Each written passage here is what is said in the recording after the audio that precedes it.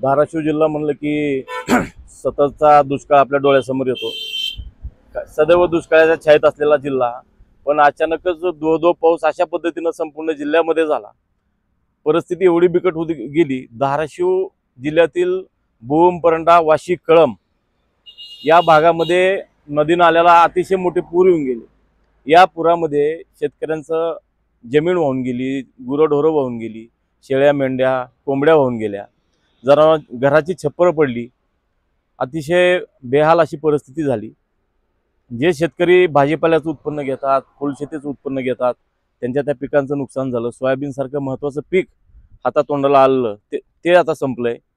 मला या ठिकाणी एवढंच सांगायचं आहे की आम्ही प्रत्यक्ष चारही तालुक्याची पाहणी केली।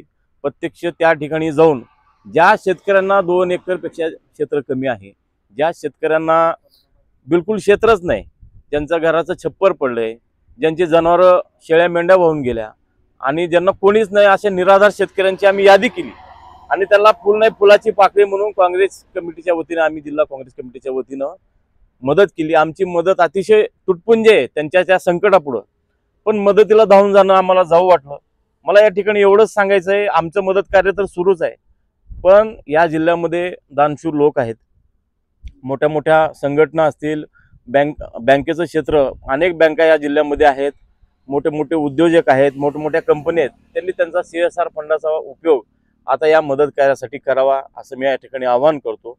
कारण की संकट फार मोठं आहे। तुमच्या आमच्या छोट्या मोठ्या देण्या घेण्यानं त्यांचं बल होईल असं मी म्हणत नाही, पण कुठंतरी उभं राहायला त्यांना मदत होईल। कारण की शेवटी माणूस हा आशेवर जगत असतो। कुठली तरी आशा हाती आली म्हणजे तो कामाला लागतो, नव्यानं उभं राहण्याचं काम तो करतो। मला वाटतं त्यांना उभं करण्याचं काम आपल्या सर्वांचं आहे।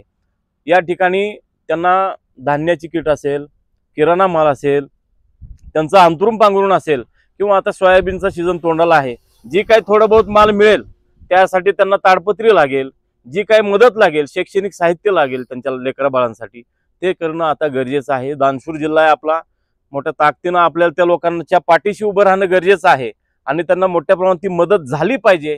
याच्यासाठी मी तुम्हा सर्वांना आवाहन करतो। आम्ही देखील दिवस रात्र त्या कामात आहोत। आमचे आदरणीय नेते विश्वजी कदम साहेब, बंटी पाटील साहेब, 2 दिवसात त्यांची मदत देखील या पूरग्रस्त भागात मिळणार आहे। दुसरी महत्त्वाची गोष्ट, या 4 तालुक्या व्यतिरिक्त दुसरे जे 4 तालुके आहेत आपले, त्या भागात देखील परिस्थिती वाईट आहे। सोयाबीन पीक पूर्णतः गेलेलं आहे।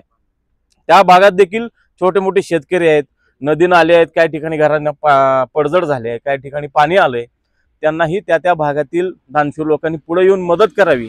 आज ही स्टंट करायची वेळ नाही, त्यांच्यासाठी उभं राहण्याची वेळ आहे आणि मला वाटतं आपण सक्षम आहोत। आपला जिल्हा दानशूर आहे। आपण वेळोवेळी पश्चिम महाराष्ट्र संकटाला आपण पहिल्यांदा धावून गेलो। ज्यावेळी संकट येतं धाराशिव जिल्हा पुढे असतो। आज संकट आपल्यावर आहे आणि आपण कुणाची वाट न बघता आपल्याला त्या लोकांच्या मदतीला धावून जावं, या ठिकाणी हेच आवाहन मी करतो।